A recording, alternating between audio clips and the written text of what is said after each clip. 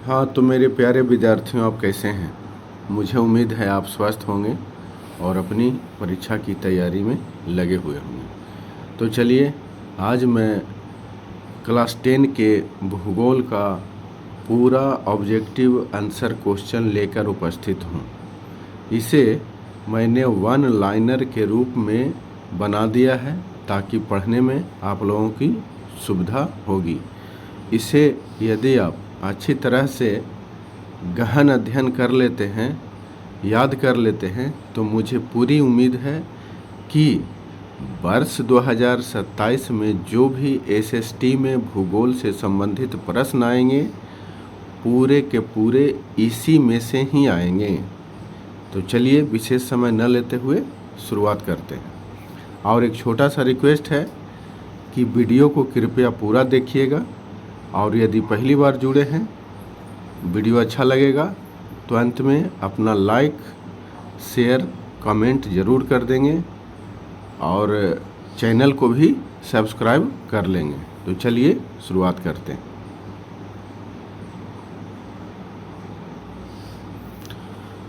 भारत के किस स्थान पर पहला परमाणु ऊर्जा केंद्र स्थापित किया गया था? उत्तर है तारापुर। निम्नलिखित में से कौन सा केवल भारत में ही पाया जाता है? घड़ियाल। काली मृदा को ही दूसरा नाम किस नाम से जाना जाता है? लेटेराइट मृदा। लेटेराइट मृदा। भारत में 2001 तक कितने प्रतिशत क्षेत्र में वन का विस्तार था? उत्तर 25%। पंजाब की भूमि निम्नीकरण के मुख्य कारण क्या हैं? तो अधिक सिंचाई। यूरेनियम का उत्पादक स्थल कौन है? जादूगुड़ा। देश के बांधों को किसने भारत का मंदिर कहा था? उत्तर है जवाहरलाल नेहरू। और हाँ, इसका आप स्क्रीनशॉट लेना चाहते हैं तो मैं इसी तरह 1-2 सेकंड प्रत्येक के बाद रुक जाऊंगा, आप स्क्रीनशॉट लेते चलेंगे।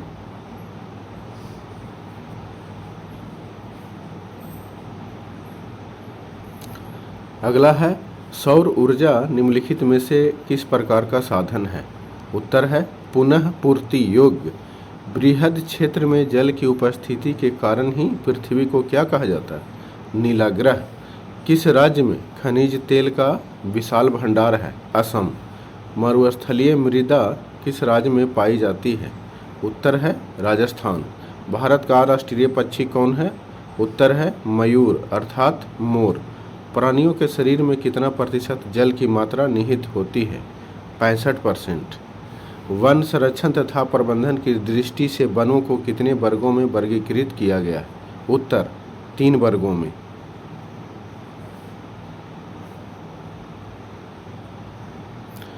एक एनजीओ की वानिकी रिपोर्ट के अनुसार 1948 में विश्व में कितने हेक्टेयर भूमि पर वन का विस्तार था? उत्तर है 400 करोड़ हेक्टेयर में। 1 टन इस्पात बनाने में कितने मैग्नीज का उपयोग होता है? उत्तर 10 ग्राम। कोयले का सर्वोत्तम प्रकार कौन सा है? एंथ्रासाइट। मेढक के प्रजनन प्रक्रिया को बाधित करने वाला रसायन कौन सा है? एंड्रीन। बिहार में अति जल दोहन से भूमिगत जल में किस तत्व का संकेंद्रण बढ़ा है? उत्तर है आर्सेनिक। संविधान की धारा 21 का संबंध है? उत्तर है वन्य जीवों तथा प्राकृतिक संसाधनों के संरक्षण से। एल्युमिनियम बनाने के लिए किस खनिज की आवश्यकता होती है? उत्तर है बॉक्साइट।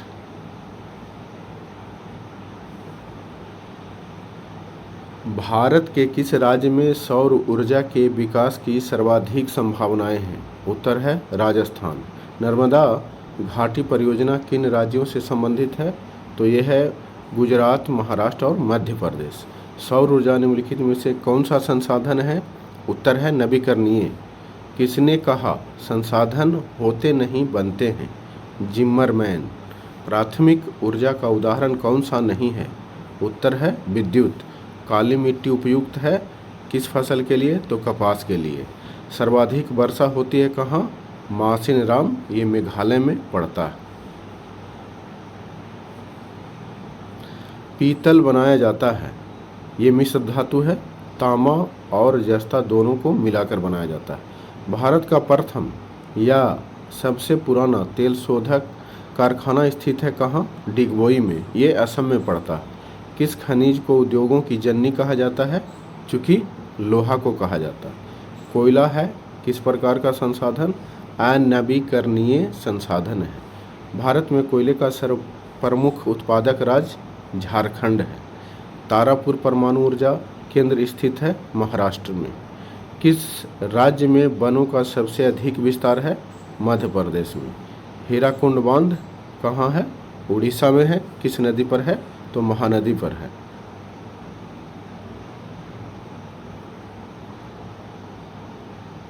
सुंदरवन है पश्चिम बंगाल में है। द्वितीय पृथ्वी सम्मेलन कहाँ हुआ था? न्यूयॉर्क में। निम्नलिखित खनिजों में कोडरमा किससे संबंधित है? अभ्रक से। लौह अयस्क है क्या है? अनवीकरणीय संसाधन। पीछे हम लोग ये भी पढ़े थे कि कोयला भी जो है अनवीकरणीय संसाधन है। प्राकृतिक गैस किस खनिज के साथ पाई जाती है? पेट्रोलियम। निम्नलिखित में से कौन एशिया का सबसे बड़ा परमाणु शक्ति केंद्र है? तारापुर में। ये महाराष्ट्र में है। भारत का सबसे बड़ा लौह अयस्क उत्पादक राज्य है ओडिशा।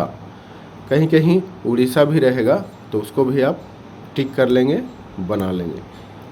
प्राकृतिक संसाधनों के संरक्षण के लिए 1968 में कौन सा कन्वेंशन हुआ था?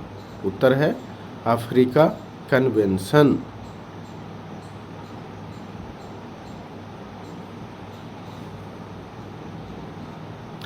आयुर्वेद का जनक किन्हें कहा जाता है? उत्तर है चरक। निम्न में से कौन लौह युक्त खनिज का उदाहरण है? मैग्नेटाइट। सबसे घटिया कोयला कौन सा है? पीट। और सबसे बढ़िया एंथ्रासाइट होता है। भारत में सबसे लंबा बांध है हीराकुंड जो महानदी पर है। गोविंद सागर कृत्रिम जलाशय संबंधित है। ये भाखड़ा नांगल बांध है उसी से संबंधित है। गिर राष्ट्रीय उद्यान कहाँ है? गुजरात में। मतलब ये राष्ट्रीय उद्यान अभयारण्य ये सब बराबर 2-3 जरूर पूछा जाता है। प्रथम पृथ्वी सम्मेलन कहाँ हुआ था जी? रियो डी जेनेरियो में हुआ था। निम्नलिखित में से कौन सा जो है जीवाश्म ईंधन है? तो एक कोयला, पेट्रोलियम, प्राकृतिक गैस, ये सब के सब क्या हैं? जीवाश्म ईंधन है।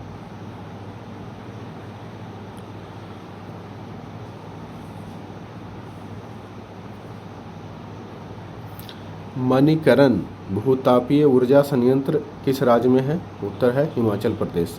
भारत में कितने सार्वजनिक क्षेत्र के तेल परिष्करण केंद्र कार्य कर रहे हैं? 18। हीराकुंड परियोजना किस नदी पर है? महानदी पर। नंदा देवी राष्ट्रीय उद्यान उत्तराखंड में है। चिपको आंदोलन के प्रवर्तक ये कौन थे? सुंदरलाल बहुगुणा जी थे। निम्न में से कौन अनवीकरणीय संसाधन है? जीवाश्म ईंधन। पीछे पढ़ भी चुके हैं। अलग अलग भी पूछ देता है और एक में मिला करके भी पूछ देता है। जैसे कोयला, पेट्रोलियम ये सब था जो पीछे हम लोग पढ़ चुके थे। भारत में प्रथम विद्युत संयंत्र की स्थापना कहाँ हुई थी? तो ये दार्जिलिंग में हुई थी। भारत में मुख्यतः किस प्रकार का कोयला पाया जाता है? बिटुमिनस। कोयला 4 प्रकार का होता है, उसी में से पीट जो है सबसे खराब होता है, एंथ्रासाइट सबसे बेहतर होता है। एक और प्रकार है लिग्नाइट भी है। मतलब पीट, लिग्नाइट, बिटुमिनस और एंथ्रासाइट ये टोटल जो है कोयला 4 प्रकार का होता है।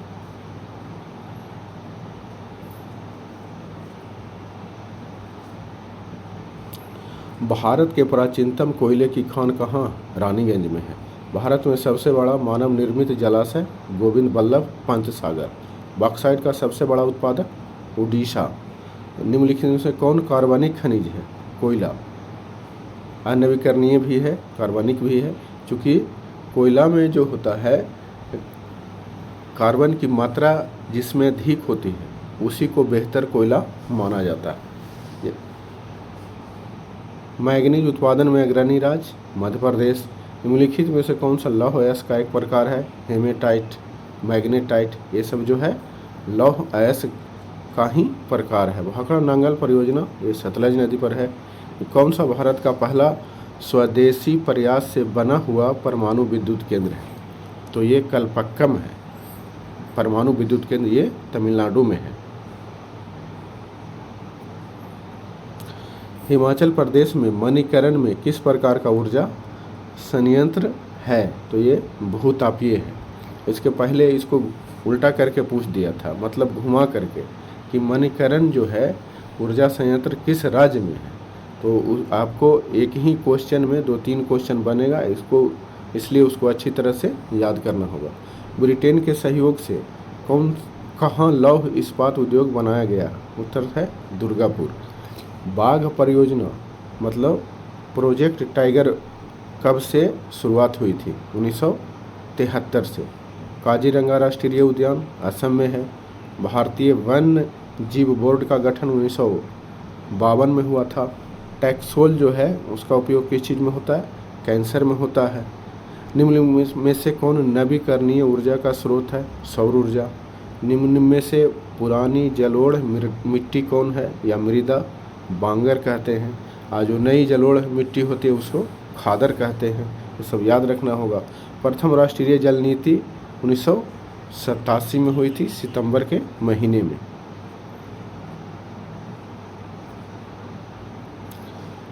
जिम कॉर्बेट राष्ट्रीय उद्यान कहाँ है? उत्तराखंड में है। भारत का सबसे छोटा जैव मंडल रिजर्व डिब्रू सखोवा है। क्विनोइन किस रोग की दवा है? तो मलेरिया की। कैगा परमाणु विद्युत गृह का किस राज्य में है? कर्नाटक में। कृष्णा राज बांध किस नदी पर है? कावेरी। काली मिट्टी कहाँ पाई जाती है? महाराष्ट्र में। निम्नलिखित में से किसे नवीन जलोढ़ मिट्टी कहते हैं? कहा जाता है खादर है। किस भाग में मैंग्रोव वन सबसे अधिक पाया जाता है? सुंदरबन। नर्मदा घाटी परियोजना का संबंध किन राज्यों से है? उत्तर गुजरात, महाराष्ट्र और मध्य प्रदेश।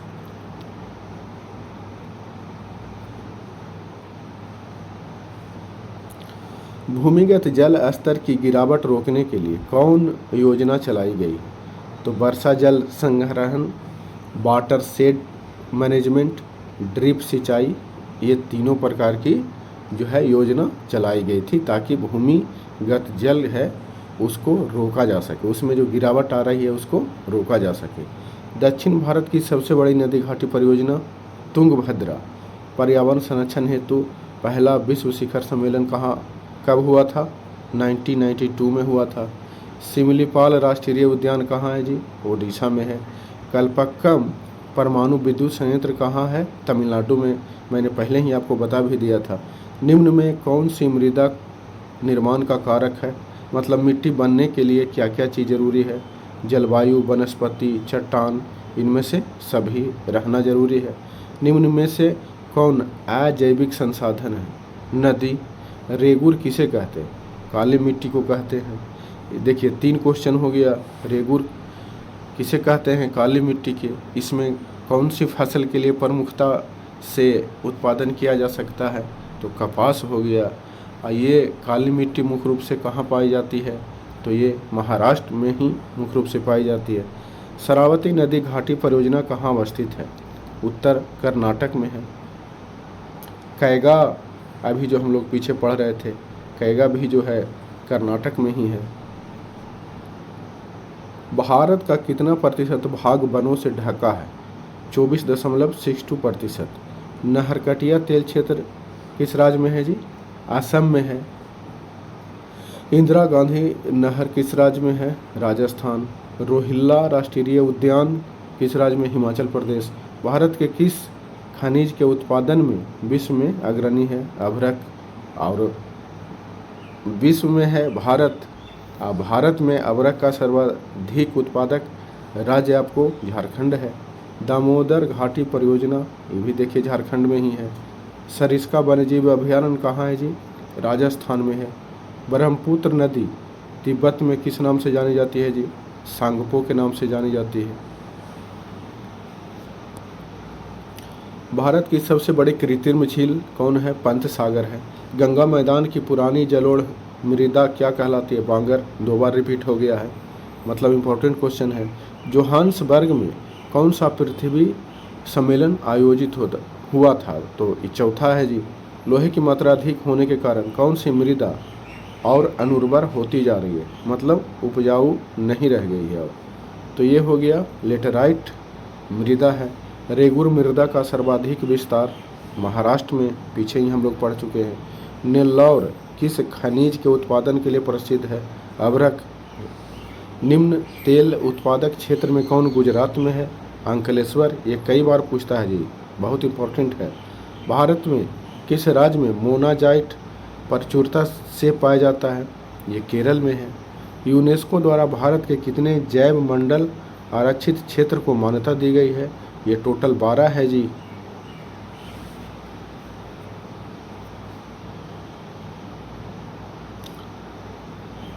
निम्नलिखित में से किस मृदा का निर्माण बेसाल्ट के विघटन से हुआ? वही रेगुर है।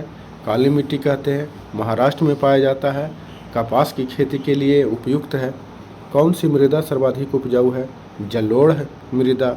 इसमें भी 2 टाइप के था, नवीन को खादर कहते हैं और पुरानी जलोढ़ मृदा या मिट्टी को बांगर कहते हैं।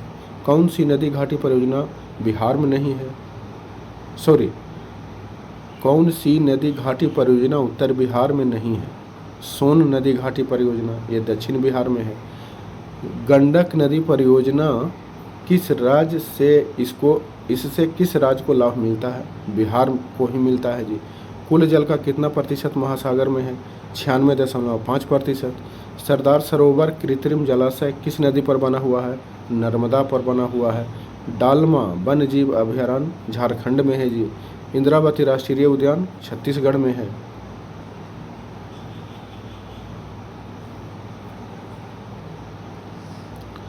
निम्न में से किसमें मैंग्रोव वन का विस्तार सर्वाधिक है? सुंदरवन। सुंदरवन कहाँ है? तो पश्चिम बंगाल में है। संयुक्त वन प्रबंधन की शुरुआत किस राज्य से हुई थी? ओडिशा से। खनिज पदार्थ में कौन सा भारतीय क्षेत्र समृद्ध नहीं है? गंगा का मैदान। एंथ्रासाइट कोयले के संबंध में कौन सा कथन सत्य है? यह सबसे ऊंची कोटि का कोयला है। मैंने पहले ही बता चुका है कि कोयले की 4 प्रकार के कोयले होते हैं, उसमें यह सबसे बेहतर एंथ्रासाइट होता है। कौन सा इस्पात संयंत्र ब्रिटेन के सहयोग से स्थापित हुआ था? दुर्गापुर इस्पात संयंत्र। स्वर्ण खदान के लिए कौन प्रसिद्ध है जी? कोलार। निम्न में से अभ्रक का प्रकार है? मॉस्कोबाइट।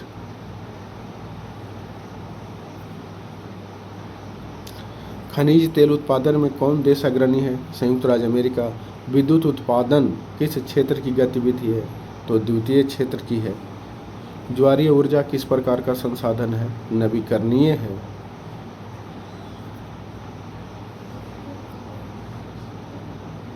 निम्नलिखित में से खरीफ फसल कौन है? चावल। सोपानी कृषि किस राज्य में प्रचलित है जी? उत्तराखंड में। चावल है मतलब किस प्रकार की फसल है? तो खरीफ फसल है।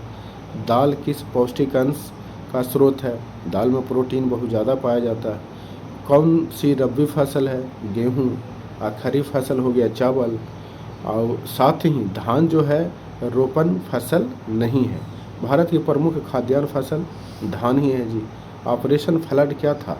ये डेयरी विकास, मतलब दूध वगैरह का जो है उत्पादन बहुत ज़्यादा बढ़ गया था। धान का एक प्रकार है, मतलब वैरायटी है ओस, अमन, बोरो, ये सभी जो है धान की किस्में हैं। निम्नलिखित में से कौन रोपण फसल का उदाहरण है? रबर, चाय, गन्ना, ये सभी है। पीछे हम लोग देखे थे कि रोपण फसल का उदाहरण कौन नहीं है, तो उसका उत्तर धान हुआ था। कौन दलहनी फसल वायुमंडलीय नाइट्रोजन का स्थिरीकरण नहीं करता है जी? राजमा। भारत में बफर स्टॉक कौन बनाता है?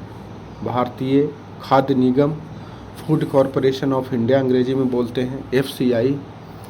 निम्न में से कौन भारत में सर्वाधिक चाय निर्यातक? पत्तन है, कोलकाता। चूँकि ये असम के आसपास में पड़ता है तो वहाँ चाय ज़्यादा होती है, इसलिए नज़दीकी में जो पत्तन है ये सब पूर्वी तटीय पत्तन है। औस क्या है जी? धान का एक प्रकार है, अभी ऊपर में पढ़े हैं। औस अमन और बोरो, ये तीनों जो है धान का ही प्रकार है। भारत में सर्वाधिक गन्ना उत्पादक राज्य कौन है जी? महाराष्ट्र है।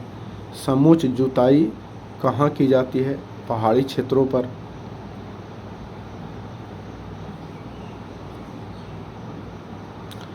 मूंगफली किस प्रकार की फसल है? खरीफ एवं दहन कृषि को अन्य किस नाम से जाना जाता है? झूम कृषि। भारत में सर्वाधिक क्षेत्रफल पर कौन सी फसल की कृषि होती है? चावल है। आलू किस प्रकार की है? तो रब्बी है जी।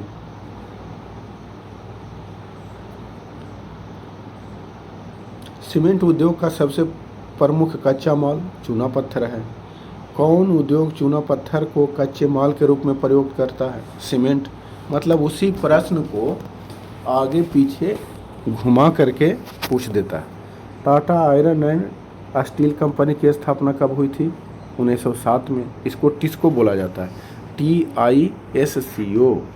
निम्नलिखित में से कौन उद्योग कृषि पर आधारित नहीं है जी? सीमेंट। देख लिए ऊपर में चूना पत्थर वगैरह इसमें ज़्यादा यूज होता है, तो कृषि से संबंधित तो है नहीं। निम्न में से कौन उपभोक्ता उद्योग है? चीनी। निम्नलिखित में से कौन छोटे पैमाने का उद्योग है? तो खिलौना वगैरह का जो उद्योग है वो छोटे पैमाने पर किया जाता है। नेपा नगर किस लिए प्रसिद्ध है जी? अखबारी कागज।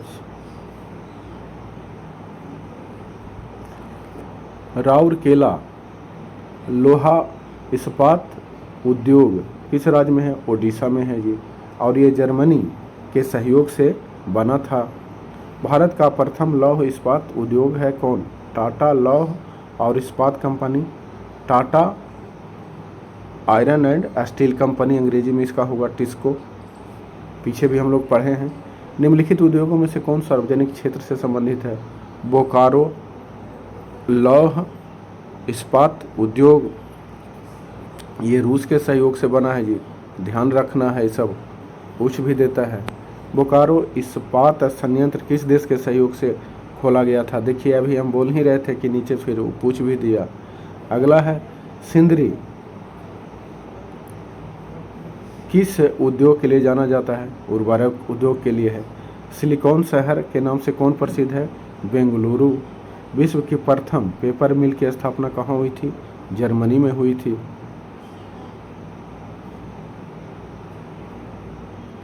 निम्न में से कौन कृषि आधारित उद्योग नहीं है? सीमेंट। अभी पीछे भी आ चुका है। हुगली औद्योगिक क्षेत्र प्रदेश का केंद्र है। कोलकाता हावड़ा में फेमस है ये। भारत का पहला सीमेंट संयंत्र कहाँ लगा था?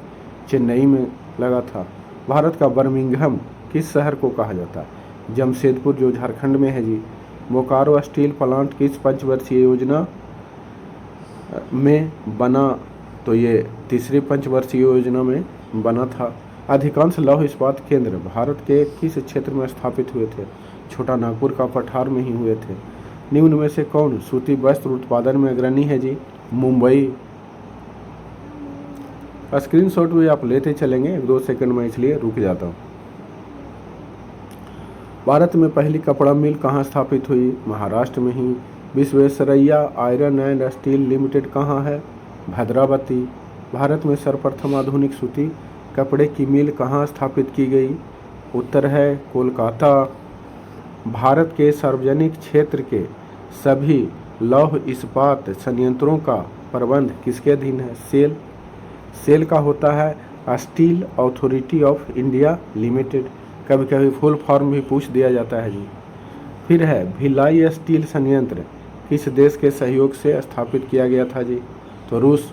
पीछे पढ़े बोकारो भी रूस के सहयोग से ही और भिलाई भी रूस के सहयोग से ही स्थापित किया गया था।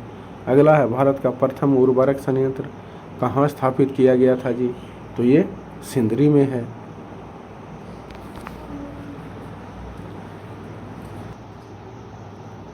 बिहार की पहली रेल लाइन कौन सी थी?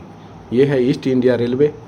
पक्की सड़कों की लंबाई की दृष्टि से भारत में प्रथम स्थान पर कौन है जी? महाराष्ट्र।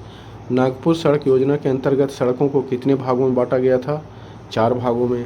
भारतीय अंतर्देशीय जलमार्ग प्राधिकरण का गठन 1986 में किया गया है। सबसे लंबा राष्ट्रीय मार्ग आपको राजमार्ग संख्या 7 है। राजमार्ग को नेशनल हाईवे बोलते हैं अंग्रेजी में, NH। भारत का सबसे बड़ा बंदरगाह कोलकाता है जी। स्वर्णिम चतुर्भुज संबंधित किस चीज़ से है? सड़क मार्ग से है। मेट्रो रेल सेवा उपलब्ध कहाँ पर है? दिल्ली में है। अब तो कुछ और शहरों में भी हो गया है।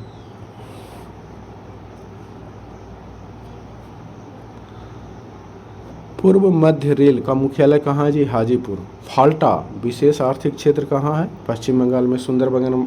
सुंदरबन भी पश्चिम बंगाल में ही है। एशिया का पहला निर्यात संवर्धन क्षेत्र, ये आपको भारत में ही स्थापित किया गया था। भारतीय डाक विभाग की स्थापना कब हुई थी? 1854 में। ये लॉर्ड डलहौजी इस समय था, उसी के कार्यकाल में ये स्थापित किया गया था। डेक्कन ओडिसी रेलगाड़ी ये महाराष्ट्र में ही चलती है जी। भारत का सबसे बड़ा रेलवे क्षेत्र उत्तर रेलवे क्षेत्र है। जल मार्ग 1 कहाँ से कहाँ तक है जी? इलाहाबाद से हल्दिया तक है। टोटल 5 राष्ट्रीय जल मार्ग हैं, छठा भी विकसित किया जा रहा है। भारत का सबसे छोटा रेलवे क्षेत्र कौन है? उत्तर पूर्वी रेलवे। आज सबसे बड़ा है उत्तर रेलवे। ऊपर में देखिए, यहाँ पर हम लोग पढ़े थे। एक एक चीज़ को है, छोटी छोटी चीज़ है, इसको ध्यान में रखना है।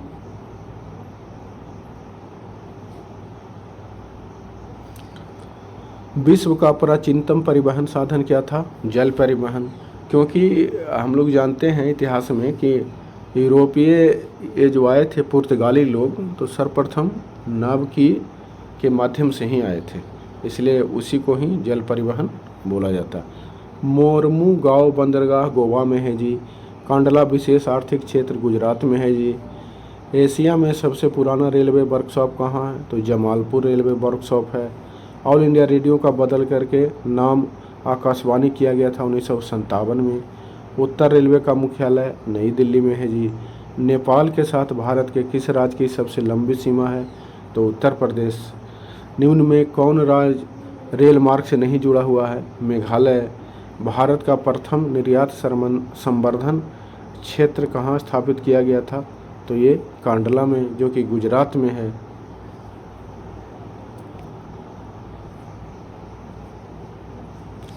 मध्य रेलवे का मुख्यालय कहाँ है? तो चेन्नई में है। कौन सा जलमार्ग इलाहाबाद को हल्दिया से जोड़ता है? राष्ट्रीय जलमार्ग 1 है।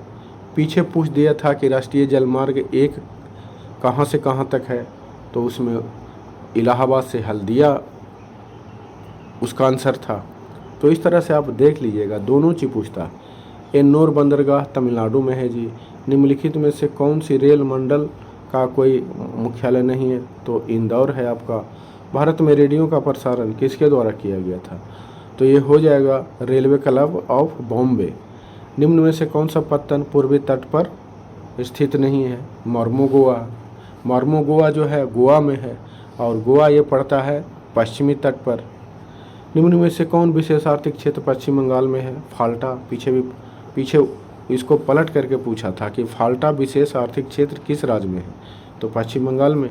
भारत में रेलवे की शुरुआत किसके शासनकाल में हुई थी? तो ये लॉर्ड डलहौजी के शासनकाल में हुई थी। डाक विभाग का भी हुआ था 1854 में, वो भी लॉर्ड डलहौजी के शासनकाल में ही हुआ था। ये रेलवे जो चली थी 1853 में पहली बार रेलवे चली थी, उस समय इसी का शासनकाल था।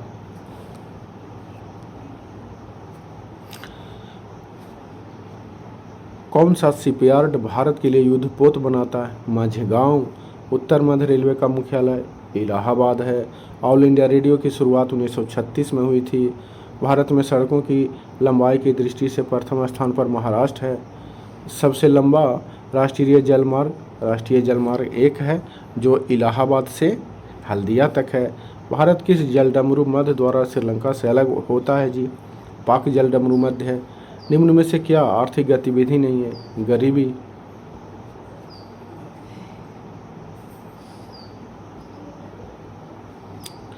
किस बंदरगाह का नाम दीनदयाल बंदरगाह कर दिया गया है? कांडला। भारतीय अंतर्देशीय जलमार्ग प्राधिकरण का मुख्यालय नोएडा में है जी। निम्नलिखित राष्ट्रीय जलमार्गों में किसकी लंबाई सबसे कम है? राष्ट्रीय जलमार्ग 3। और सबसे ज़्यादा किसका था? पीछे पड़े थे, राष्ट्रीय जलमार्ग संख्या 1। अगला है कोंकण रेलवे किन दो राज्यों को जोड़ता है? तो महाराष्ट्र और कर्नाटक।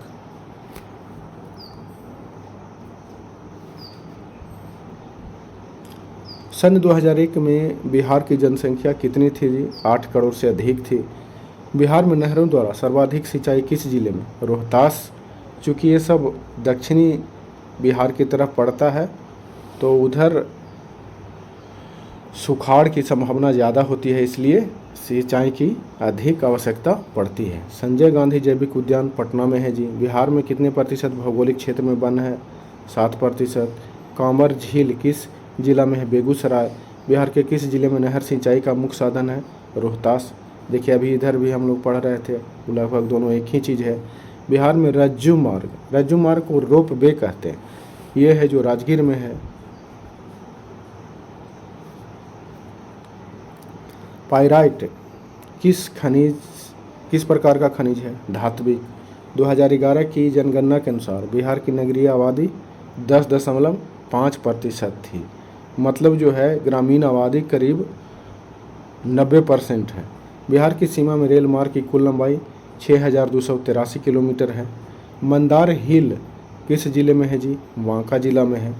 कांटी तापीय विद्युत परियोजना मुजफ्फरपुर में है जी। रेल वर्कशॉप कहाँ है जी? जमालपुर में है। ये पढ़े थे, एशिया के सबसे पुराना रेल वर्कशॉप है जी। गंडक परियोजना वाल्मीकि नगर में है जी। कुशेश्वर किस जिला में स्थित है? दरभंगा में। बिहार किस चीज़ में संपन्न है? कृषि में।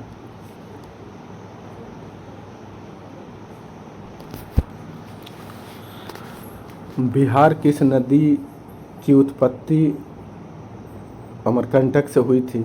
सोन नदी है, ये दक्षिणी बिहार में पड़ता है। बिहार में सर्वाधिक आबादी किस जिला की है? तो पटना जिला की है। बिहार में प्रायः कौन सी मिट्टी पाई जाती है? जलोढ़ मिट्टी है। बिहार में कितना प्रतिशत कृषि क्षेत्र है? 80%। कहलगांव तापीय विद्युत परियोजना भागलपुर में है। बिहार में कौन बाढ़ प्रवण क्षेत्र है? उत्तरी बिहार, बहुत ज़्यादा बाढ़ आता है जी। ककोलत जलप्रपात बिहार के किस जिले में है? नवादा में है। इस पर एक गाना भी है, वो भी ध्यान रखिएगा तो आपको याद रहेगा। गंडक परियोजना वाल्मीकि नगर में है जी।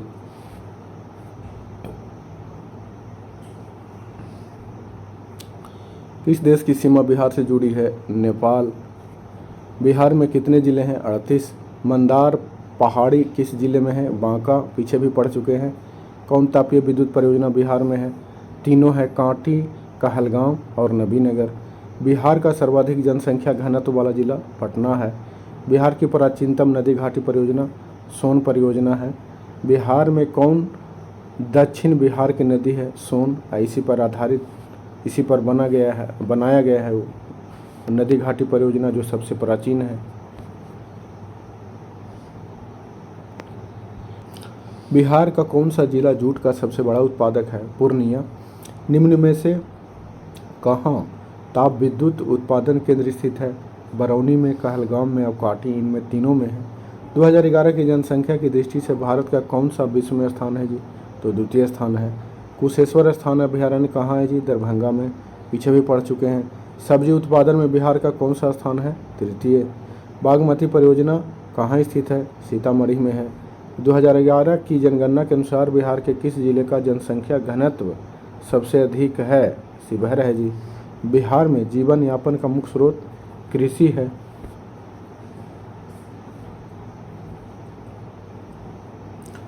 चाय उत्पादन के लिए किस तापक्रम परास की आवश्यकता होती है? मतलब 20 डिग्री सेल्सियस से 30 डिग्री सेल्सियस जरूरी है। रबी होगा। रबी की फसल किस ऋतु में बोई जाती है? शीत ऋतु में। ज्वार उत्पादन में किस राज्य का प्रथम स्थान है? महाराष्ट्र। भारत में गन्ना उत्पादन में कौन राज्य अग्रणी है? उत्तर प्रदेश। ऑपरेशन फ्लड को किसी अन्य नाम से जाना जाता है? श्वेत क्रांति। यही था जो डेयरी विकास से संबंधित था।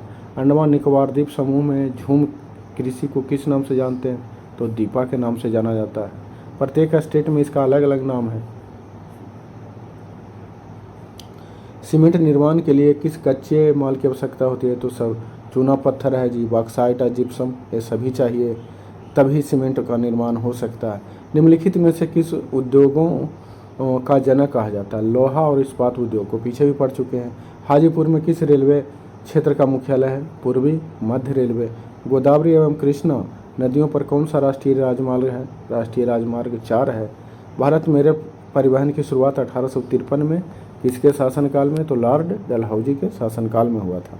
निम्नलिखित पत्तनों में से कौन पश्चिमी घाट पर है? ये तो ऑप्शन से बनेगा। यदि मोरमोगोवा रहेगा तो उसी को हम बना देंगे, जो कि गोवा में स्थित है। निम्नलिखित में से किसका परिवहन पाइपलाइन के माध्यम से किया जाता है? तो इसको कच्चा तेल जो होता है, एलपीजी होता है, और ये लौह अयस्क, ये सभी का जो है परिवहन पाइपलाइन के माध्यम से किया जा सकता है या किया जाता है। सुंदरबन, मानस, सिमलीपाल जैव मंडल आरक्षित क्षेत्र में से बिहार में कौन है जी? तो इनमें से कोई नहीं है। जैसे सुंदरबन हो गया पश्चिम बंगाल, मानस हो गया असम में, सिमलीपाल हो गया उड़ीसा में, इसलिए बिहार में कोई नहीं है। कांवर झील, पावर लिखा गया, कांवर झील कहाँ है? तो कांवर झील आपको बेगूसराय में है। बिहार राज्य विद्युत ऊर्जा निगम का गठन 1982 में हुआ था। बागमती परियोजना सीतामढ़ी में है। कुशहा तटबंध कोसी नदी पर स्थित है। कोसी नदी को ही बिहार का शोक नदी भी कहा जाता है, बिहार का शोक कहा जाता है। तल चिन्ह की सहायता से किसी स्थान विशेष की मापी गई ऊंचाई को क्या कहते हैं? स्थानिक ऊंचाई कहते हैं। ये मानचित्र से संबंधित है। कोई भी भौतिक पदार्थ जो मनुष्य के लिए उपयोगी तथा मूल्यवान हो, संसाधन कहलाता है। ये कुछ महत्वपूर्ण नोट टाइप के हैं, इसको भी देखने से आपको ऑब्जेक्टिव में या लघुत्तरीय प्रश्न में भी बहुत मदद मिलेगी, इसलिए इसको भी देख लेते हैं। कौशल के विकास के साथ मानव ने प्राकृतिक संपदाओं के महत्व को पहचान लिया। हमें प्राकृतिक से जो उपहार स्वरूप प्राप्त हुए हैं वह प्राकृतिक संसाधन कहलाते हैं, जैसे भूमि, जल, वनस्पति, खनिज। संसार का सबसे कीमती संसाधन खनिज संसाधन है जी। प्राकृतिक संसाधनों का उपयोग करके मानव ने स्वयं अपने रहने का संसार निर्मित किया है जी। मानव जनित संसाधनों के उदाहरण हैं सड़क, भवन, रेल, शिक्षण संस्थान। मतलब ये जो है प्राकृतिक द्वारा दिया गया नहीं है, मनुष्य ने स्वयं इसको बनाया है।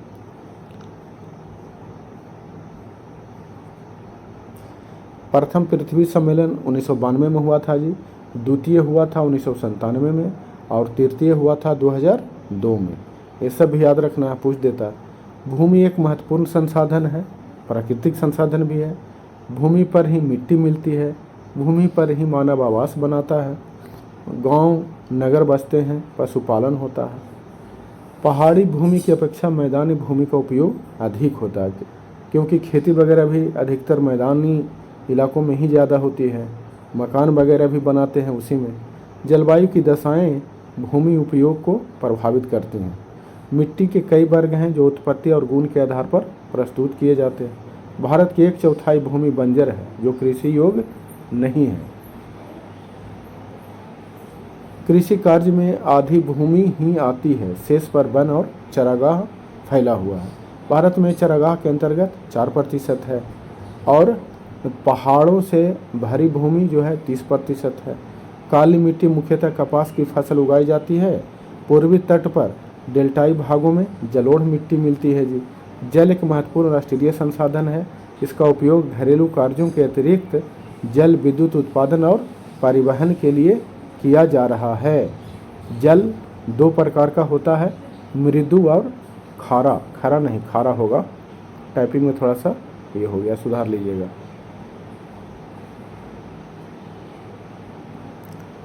नदियों का जल प्रायः मीठा और समुद्र का जल खारा होता है।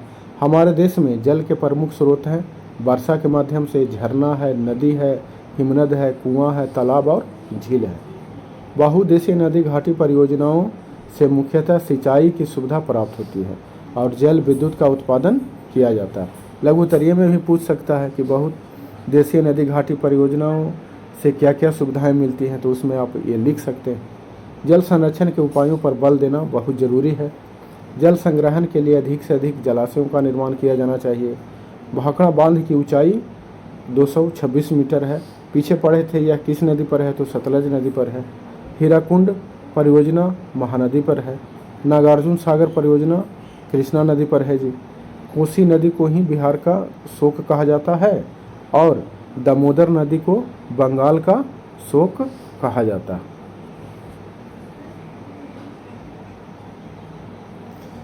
वन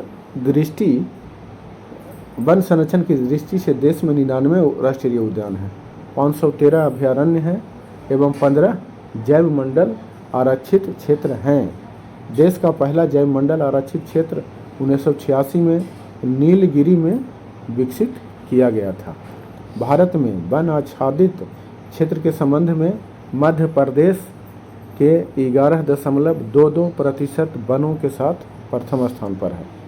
भारत में कुल वनों का 60.11% केवल आदिवासी जिलों में ही फैला हुआ है। वन जीवों के संरक्षण के लिए यहाँ 58 राष्ट्रीय उद्यान, 448 अभयारण्य और 14 सुरक्षित जैव मंडल रिजर्व हैं। इसमें आप देख लीजिए अंतर। जैसे इसमें वन संरक्षण की दृष्टि से देश में टोटल 99 है, लेकिन उसमें भी जो है जीवों के लिए मतलब स्पेशल जो जीव के लिए जो है उसमें है 58 ही है और 513 है टोटल, जिसमें 448 अभयारण्य जो हैं वन जीवों के संरक्षण के लिए हैं। इसी प्रकार 15 में से 14 जो हैं वन्य जीवों के संरक्षण के लिए ही। विश्व के 65 देश में करीब 243 सुरक्षित जैव मंडल हैं, जिसमें 15 तो भारत में ही हैं।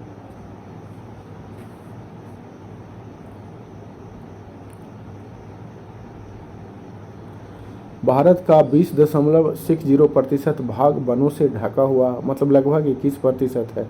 अंडमान निकोबार द्वीप में सदाबहार प्रकार के वन जो मिलते हैं। राजस्थान का घना पक्षी बिहार भारत में सबसे बड़ा है।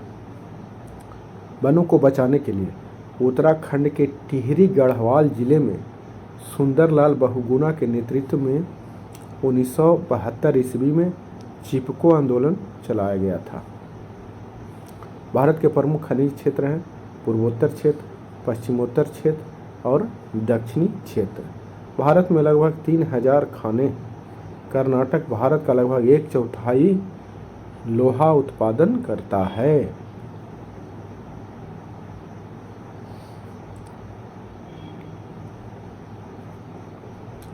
एंथ्रासाइट सर्वोच्च कोटि का कोयला है, जिसमें 90% से अधिक कार्बन की मात्रा पाई जाती है। मैंगनीज का सबसे बड़ा उत्पादक राज्य ओडिशा है। बिहार झारखंड दोनों मिलकर के भारत के में जितना अभ्रक होता है उसका 80% ये दोनों मिलके ही उत्पादन करता है। प्रायः सभी धात्विक खनिज में अयस्क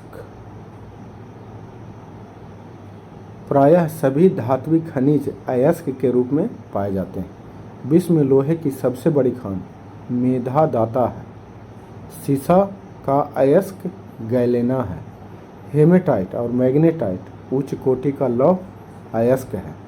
झारखंड राज्य का अभ्रक बंगाल रूबी के नाम से जाना जाता है।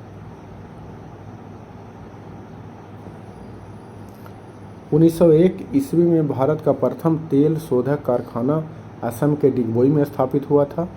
तारापुर परमाणु विद्युत गृह एशिया का सबसे बड़ा विद्युत गृह है जो महाराष्ट्र में है।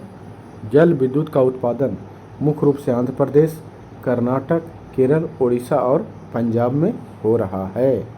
भारत में विद्युत की सबसे अधिक खपत उद्योग संबंधित कार्यों में ही होती। पेट्रोलियम जो है परतदार चट्टान में मिलता है या पाया जाता है। थोरियम खनिज जो है केरल के तट पर ज़्यादा पाया जाता है और ये बालू के रूप में मिलता है। भारत में सबसे बड़ा ऊर्जा संसाधन कोयला है। भारत का अधिकतर कोयला बिटुमिनस किस्म का है, पीछे भी पड़ चुके हैं। प्राकृतिक गैस का सर्वाधिक उत्पादन मुंबई हाई से ही प्राप्त होता है। यूरेनियम का प्रमुख अयस्क उत्पादक स्थल कहाँ है? जादूगुड़ा में।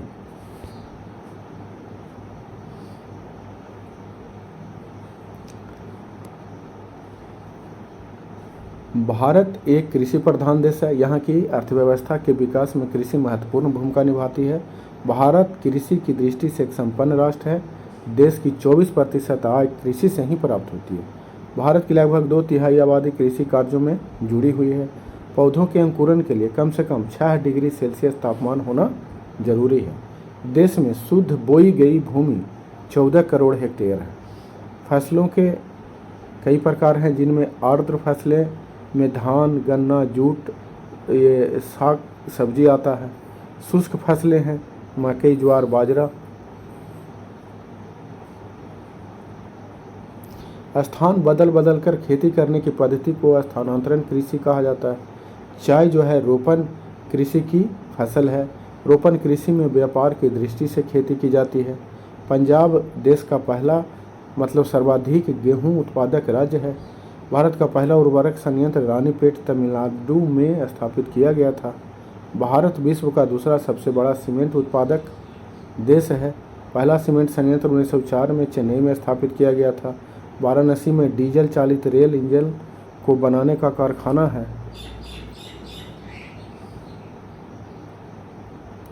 बिहार का जमालपुर स्थित रेलवे वर्कशॉप एशिया का सबसे पुराना वर्कशॉप है। पीछे भी पड़ चुके हैं। तिपहिया स्कूटरों के निर्माण में भारत संसार में प्रथम स्थान रखता है जी। बेंगलुरु को भारत का सिलिकॉन नगर या सिलिकॉन वैली के नाम से जाना जाता है। भोपाल गैस त्रासदी जो हुआ था उसमें मिथाइल आइसोसाइनेट नामक विषैली गैस का रिसाव हुआ था जी। चीन ने भारतीय खिलौना बाजार को सर्वाधिक प्रभावित किया है। कृषि पर आधारित उद्योग में सूती वस्त्र उद्योग, जूट उद्योग, खाद्यान्न तेल उद्योग तथा चीनी उद्योग इत्यादि आधारित हैं। चमड़ा उद्योग, दुग्ध व्यवसाय उद्योग जंतु पर आधारित होते हैं। परिवहन और संचार के आधुनिक साधन लोगों को एक दूसरे के निकट लाते हैं। उत्पादकों से उपभोक्ताओं तक वस्तुओं का प्रवाह व्यापार कहलाता है। किसी देश के कुल आयात एवं निर्यात मूल्य का अंतर व्यापार संतुलन कहलाता है। जब एक देश अपने घरेलू निर्मित उत्पादों को दूसरे देशों में भेजता है तो उसे निर्यात कहा जाता है। एक देश की मुद्रा का दूसरे देश की मुद्रा से विनिमय को ही विदेशी विनिमय कहा जाता है। एक स्थान से दूसरे स्थान तक यात्रियों तक माल को ले जाने और ले आने का कार्य प्रणाली क्या कहलाता है? परिवहन कहलाता है। बिहार एक कृषि प्रधान राज्य है। यहाँ की 80% आबादी कृषि पर निर्भर है। बिहार में 4 फसलें बोई जाती हैं: भदई, अगहनी, रबी, गर्मा। बिहार के प्रमुख फसलों में धान, गेहूँ, मकई, जौ, तंबाकू, दलहन, तिलहन है। धान बिहार की खाद्यान्न फसलों में सबसे महत्वपूर्ण है। खाद्यान्न फसलों में धान के बाद गेहूँ दूसरा महत्वपूर्ण फसल है। बिहार में सब्जियों के अंतर्गत आलू, प्याज, भिंडी, परवल, लाल साग, पत्ता गोभी की खेती की जाती है। बिहार में मसाले के अंतर्गत मिर्च, हल्दी, अदरक, धनिया, सौंफ, लहसुन की खेती की जाती है। बिहार की 90% आबादी देहातों में रहती है और 80% जनसंख्या कृषि पर आश्रित है। बिहार का भौगोलिक क्षेत्रफल 93.6 लाख हेक्टेयर है, जिसमें 64 लाख हेक्टेयर बाढ़ग्रस्त है। बिहार देश का तीसरा सबसे बड़ा सब्जी उत्पादक राज्य है। बिहार देश का सबसे बड़ा अमरूद और चीनी उत्पादक राज्य है। धरातल की ऊंचाई या निचाई उच्चावच मानचित्र पर विभिन्न विधियों द्वारा प्रदर्शित की जाती है। पर्वतीय छाया या पहाड़ी छाया लेखन में प्रकाश और छाया से काम लिया जाता है। भूमि की ढाल दिखाने के लिए छोटी छोटी और सही रेखाओं से काम लिया जाता है, जिन्हें हैस्यूर कहते हैं। हैस्यूर या रेखा चित्र विधि का विकास ऑस्ट्रेलिया के एक सैन्य अधिकारी ने किया था, जिसका नाम लेहमन था। अस्तर रंजन या रंग विधि में स्थल के विभिन्न भागों को विभिन्न रंगों से प्रदर्शित किया जाता है, जैसे मैदान को हरे रंग से, पहाड़ या पत्थर को भूरे रंग से, बर्फीले भाग को सफ़ेद रंग से एवं जलीय भाग को नीले रंग से प्रदर्शित किया जाता है। त्रिकोणमितीय स्टेशन विधि में मानचित्र पर स्टेशन पर त्रिभुज का चित्र बनाकर इसकी ऊंचाई लिख दी जाती है। क्षेत्रीय उच्चावच प्रदर्शित करने वाले त्रिकोणमितीय स्टेशन एक सरल विधि है।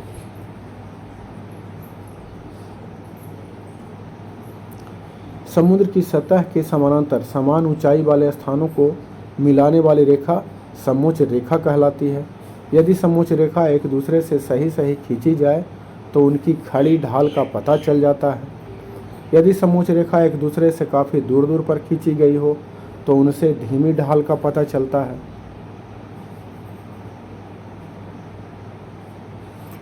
और इस प्रकार जो है हमने संपूर्ण भूगोल के वन लाइनर को देख लिया है। इस सब को यदि आप अच्छी तरह से देख लेते हैं, मैं तो कहता हूँ स्क्रीनशॉट भी लेकर के रख लीजिएगा, रिवीजन में आपको काम आएगा। और अंत में एक रिक्वेस्ट है, यदि वीडियो अच्छा लगा है तो आप लाइक शेयर कमेंट ज़रूर करेंगे, और चैनल पर पहली बार आए हैं तो कृपया चैनल को सब्सक्राइब ज़रूर करेंगे, क्योंकि इस तरह के वीडियो बनाने में काफ़ी मेहनत लगता है, काफ़ी समय लगता है। और इन्हीं क्या आप लोगों को इस तरह के जो हैं और भी दूसरे सब्जेक्ट में चाहिए वीडियो, यदि चाहिए तो आप कमेंट में ज़रूर बताएंगे कि आपको किस विषय का ये चाहिए, इस तरह का वन लाइनर चाहिए, ताकि आप ऑब्जेक्टिव प्रश्न को आसानी से हल कर लें। तो मिलते हैं अगले वीडियो में, तब तक के लिए जय हिंद जय भारत।